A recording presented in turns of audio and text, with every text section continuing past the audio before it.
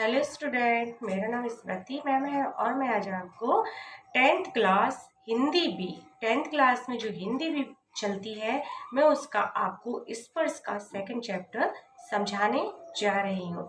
स्पर्श का जो सेकंड चैप्टर है उसका नाम है बड़े भाई साहब। यह एक कहानी है, इसको प्रेमचंद जी ने लिखा है। प्रेमचंद जी को हम मुंशी प्रेमचंद के नाम से भी जानते हैं। यह एक मनोवैज्ञानिक कहानी है। इसमें दो भाई की कहानी है, एक बड़ा भाई और एक छोटा भाई। जो छोटा भाई है इसमें इस कहानी में जो छोटा भाई है वह उसको ही हम प्रेमचंद के नाम से जानेंगे, क्योंकि ये जो छोटे भाई है यही प्रेमचंद है और उन्हीं की ये कहानी है। तो इसमें बड़े भाई साहब जो कि बड़े तो हैं लेकिन वो जितने बार भी परीक्षा देते हैं उसमें पास नहीं हो पाते हैं। तो कहानी में यही बताया गया है कि वो क्यों पास नहीं हो पाते हैं और छोटा भाई हर बार परीक्षा में उत्तीर्ण क्यों हो जाता है। तो कहानी का सार जो है इस प्रकार है। लेखक का जो बड़ा भाई है 14 वर्ष का था और लेखक 9 वर्ष का था। मैंने बोला लेखक मतलब छोटा भाई। बड़े भाई 2 साल फेल हो चुके थे, इसलिए अब वह लेखक से केवल 3 दर्जे आगे थे। दर्जे मतलब क्लास, कक्षा। वह पढ़ाई में चाहे कैसे भी हो लेकिन बड़े होने के नाते लेखक से डांट टपट करना और उस पर निगरानी रखना अपना परम धर्म समझते थे। लेखक देखता है कि उसका बड़ा भाई अक्सर किताबें खोले बैठा रहता है। किसका? लेखक। लेखक मतलब प्रेमचंद। हम किसकी बात कर रहे हैं? बड़े भाई साहब की। तो क्या करता रहता है? अक्सर किताबें खोले बैठा रहता है, परंतु उसका दिमाग कहीं और ही होता था।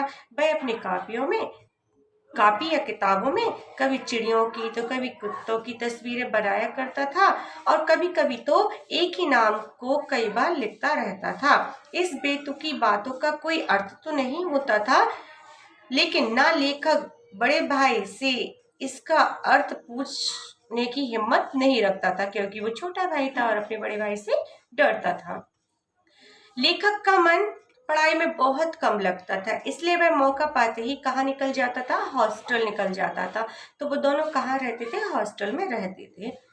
हॉस्टल से निकलकर वो कहाँ चला जाता? मैदान में चला जाता था और खूब खेलता था। कभी दोस्तों से गप्पे मारने तो कभी झूला झूलने में उसे बहुत मजा आता था। लेकिन कमरे में पहुंचते ही बड़े भाई एक बात पूछते थे, वो था कहाँ थे? उनका रुद्र रूप, रुद्र मतलब गुस्से वाला रूप देखकर लेखक कांप जाता था। वह मौन धारण कर लेता। मौन धारण मतलब बिल्कुल चुपचाप हो जाता था।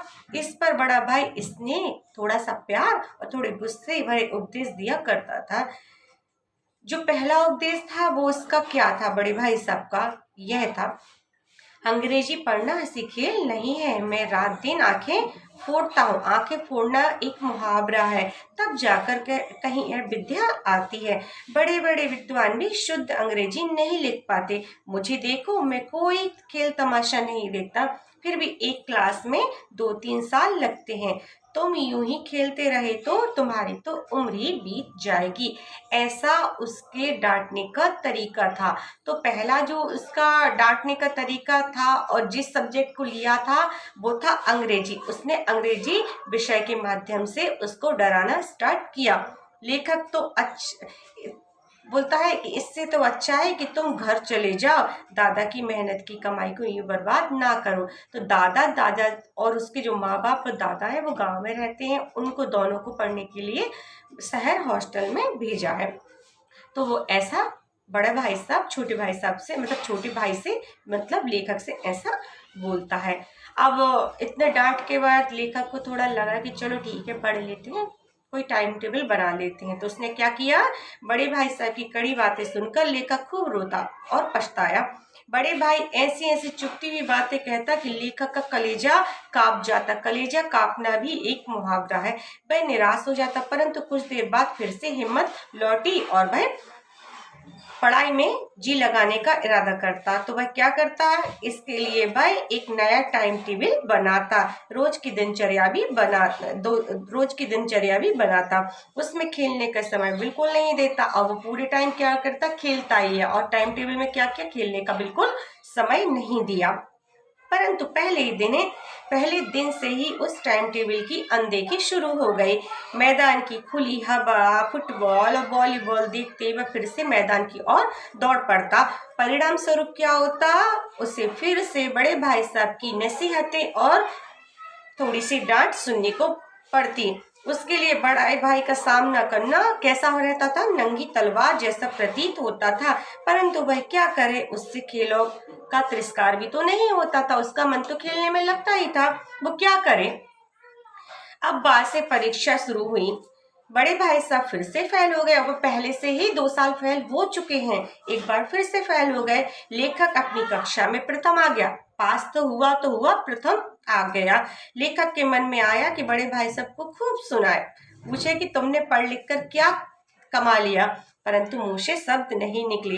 हाँ, अब वह बड़े अधिकार से खेलने जाने लगा। बड़े भाई ने भी लेखक की निडरता भांप ली। आखिर एक दिन उनका सब्र का बांध टूट पड़ा।